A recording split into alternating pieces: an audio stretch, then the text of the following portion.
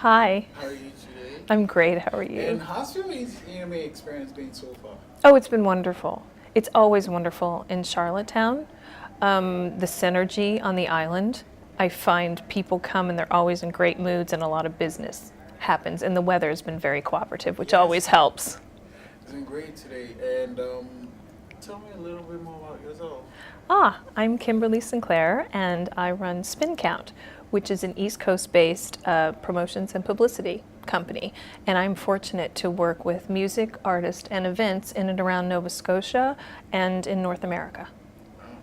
How did you come up with that name? That's one question that's always been on my mind. My husband and I were brainstorming on what to call the company. It's like kind of one of the games that I play. Like, if I had a company, what would I call it, right?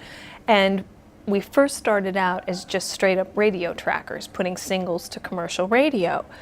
And we were just bouncing words back and forth, like playing with spin, playing with, and all of a sudden I was like, spin count. And he was like, hey, that's not bad. So the first thing you do when you come up with a name is obviously you go check to see if it's been Yeah. gone on the internet or not. And I was like, .com and .ca are available? Well, boom, that's the name of the company. So we basically bought the domain names. But it's worked out really well because I think it's a perfect representation of how the company began. It has now evolved and we do other things now as well, but that was the core base of the business and that's what started it all. And so, tell me a little bit of the pies you have your hands in. I have a lot of pies going on. I'm a very passion-driven individual, and I think everyone in the arts, culture, community, we're all driven by our passion.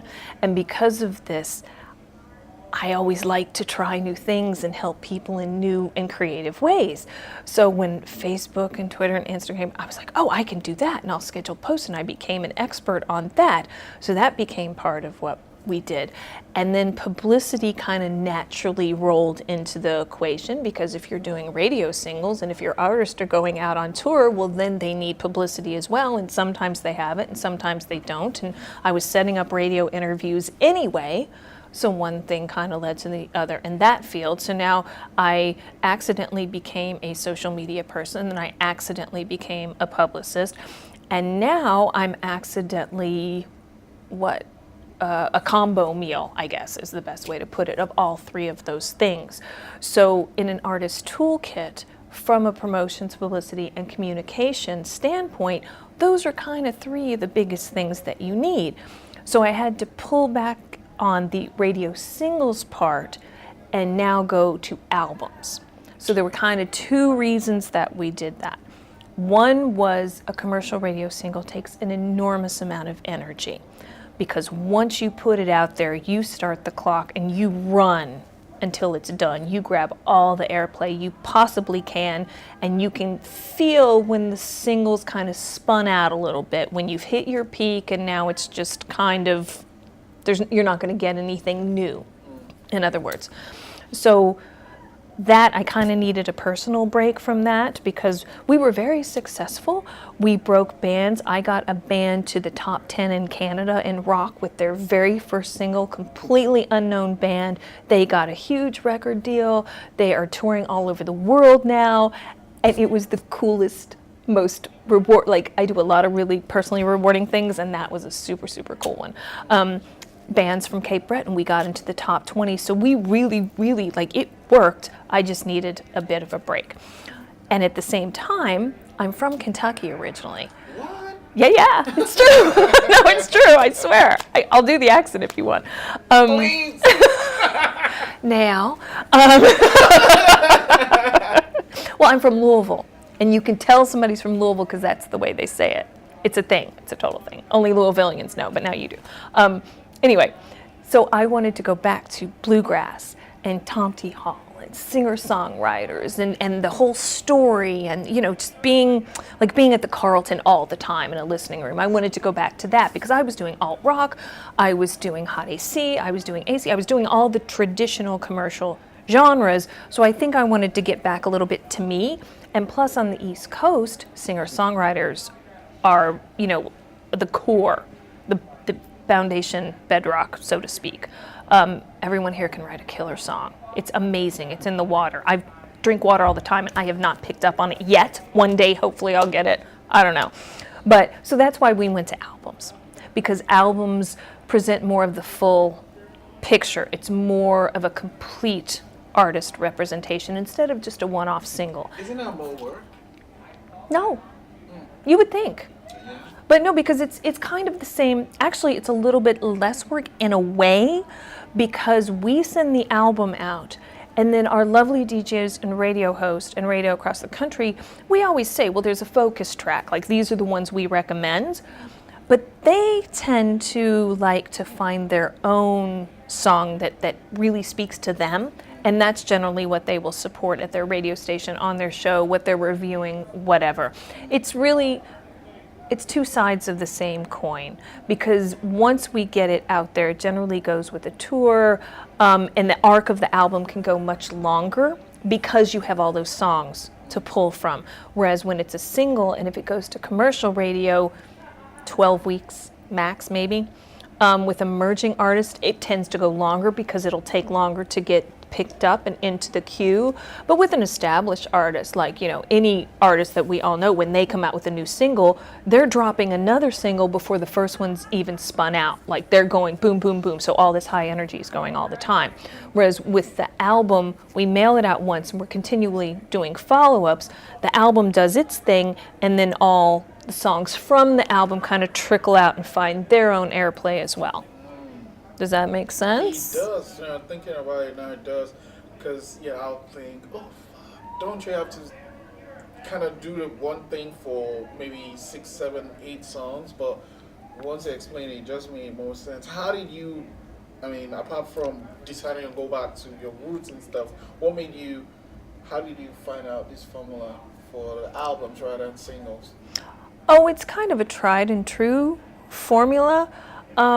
But I started going to a lot of folk conferences and started meeting a lot of DJs and programmers there, and realized that was what they preferred. And it really opened my eyes to this. You know, it was just me that didn't know. You know, people who are in the roots and Americana and folk world, they've always been servicing music this way. But it is a big departure from the way commercial music is serviced. And it's funny because I'm always explaining things about radio to people. Yep. And I kind of think I'm turning, like, to me, I sound so, like, boring, but people tend to find it interesting because they don't understand how radio works. Yeah. I think it's a huge question mark for most artists, and it's one of the most important tools available. Not only do you get known to your public by being on the airplay, but you also get paid for your spins. So it's like a double amazing thing. So I encourage all artists, you don't have to hire somebody, you can do it yourself. You can Google it, you can look it up online. There's services that will distribute your music, and I just don't mean CD Baby. I mean, there's a service called DMDS, and it's a Toronto-based company. It stands for Digital Media Delivery System. They are the gold standard for delivering radio singles in Canada.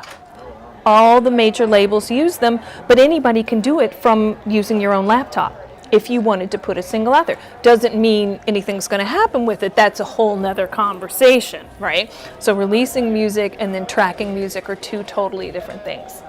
I'm going to end with this. Oh, no, no, I'm not going to end yet. I'm going to ask, how do you decide what artists you work with? Do they come to you? Do you go to them? That's a really good question. I've been very fortunate. I've been in this industry for over 10 years now. So I have relationships with most of the people I work with, I've been working with for a really long time. So that's really cool because we know each other and we trust each other, and they trust me with their music and I trust that they're going to make amazing music. It's a lovely symbiotic relationship. When new artists approach me, it's generally a referral. But what it really comes down to is the music has to obviously fit within the genre that I work. And I choose to work with artists who I think, or at least, or I know rather, like, let me rephrase that. I choose to work with artists who I know or I think I can help. That to me is the most important thing, because managing expectations for folks is a big part of what I do. And so if I can't help them, or if I don't think it'll do as well as they think it should, then I will try and, mitigate the expectations, or I will send this to someone who I think is a better fit. Yeah, if I can't help someone, I will do my best to send them to someone who can. So, and now you're focusing on folk, bluegrass, those type of music right now? Okay. Now I'm going to end with this one. What advice would you give to an artist when it comes to getting their songs out there? Apart from the one you gave earlier about using those services, just in your experience doing this for 10 years, how do you, or what would be an advice you give for someone that wants to get their song out there? That's a really loaded question, so I'll try not to go down a rabbit hole. Okay. But I think the most important thing is to have a strategy. So many folks that I work with, when you write a song or when you have an album, when it's ready, it's like, now your baby's ready and you want to show it to the world and you want to show it really fast because you're so proud of it, right? I think the best advice I can give is take your time. Don't do anything unless you have everything lined up and everything ready to go. Don't just send music out there for the sake of sending music out there. Always send it out with a strategy and make sure there is I'm like a Vulcan. You have to be extremely logical, exactly, about what you do. You have to question yourself, not only, because creative people tend to question themselves a lot. But what I mean is you have to question the strategy of why you're putting something out. And if you're like, okay, I'm going to go ahead and do it, then you should probably have a strategy 6 months to a year forward to follow up on what you're doing. You can't just, it takes too much money, too much energy, both mentally and physically, to put something out and for it not to work.